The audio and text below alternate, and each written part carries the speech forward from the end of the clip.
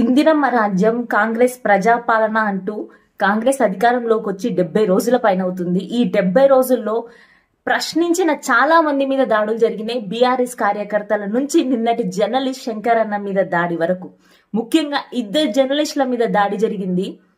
నిన్న జరిగిన శంకర్ జర్నలిస్ట్ ఎవరైతే ఉన్నారో ఆ అన్న మీద ఎవరు దాడి చేసిండ్రో మేమందరం ఏమనుకుంటున్నామంటే ఖచ్చితంగా అది కాంగ్రెస్ గుండాల యొక్క దుశ్చర్యనే అని అనుకుంటాం. ఎందుకంటే అనేక సార్లు ఫోన్ కాల్స్ రావడం జరిగింది, నిన్ను కోదలంరా అని చెప్పి బెదిరియడం కూడా జరిగింది.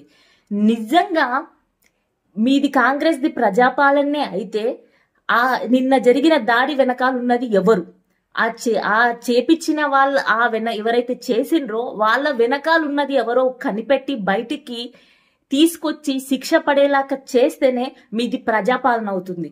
లేకుంటే రేపటి నాడు ప్రజల మీద, ముఖ్యంగా ఇది ప్రజాస్వామ్యం మీద దెబ్బపడినట్లయితుంది. రేపటి నాడు ప్రజలు భవిష్యత్తులో తమకు పథకాలు అమలయ్యలేవు, లేకుంటే పలానా వ్యక్తి యొక్క భూమిని కబ్జా చేసి లేకుంటే ఇంకేదన్నా కబ్జా చేసి మా భూములు కబ్జా చేసిండ్రు అని నాయకుల మీద ధైర్యంగా నోరెత్తలేరు. నోరెత్తినా ఎక్కడ చంపేస్తారో ఎక్కడ దాడులు చేస్తారో అనే భయం కూడా పుట్టుకొస్తుంది. సామాన్య ప్రజలు నోరెత్తడానికి కూడా భయపడతారు. ఇలాంటి సంఘటనలు జరిగినప్పుడు ఎంక్వైరీలు జరిగి నిజానిజాలు నిర్ధారించి దోషులెవరో కనుక్కొని శిక్ష చేయకుంటే.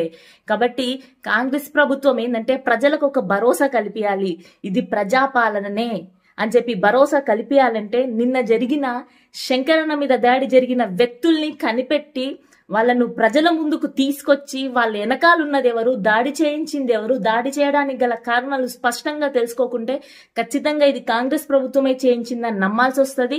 కాంగ్రెస్ ప్రభుత్వంలో ప్రజాపాలన కాదు కదా, ప్రజాస్వామ్యమే లేదు. రేపటి నాడు ఇలాంటి దాడులు ఇంకా జరుగుతాయి, ప్రజలు ప్రశ్నించే హక్కును కోల్పోతారు, భయంలో బతుకుతారని చెప్పి మేము గట్టిగా నమ్మాల్సి వస్తుంది. కాబట్టి కాంగ్రెస్ ప్రజాపాలన అనే ట్యాగ్ లైన్ కి నిబద్ధతను నిజాయితీని నిరూపించుకోవాలి. తమ ట్యాగ్ లైన్ నిజమని నిరూపించుకోవాలంటే నిన్న జరిగిన దాడి వెనకాల ఎవరున్నారు, వాళ్ళ చేయించిన వెనకాల ఎవరున్నారు, దాని కారణాలు ఖచ్చితంగా తెలుసుకొని శిక్ష పడేలాగా చేయాలి.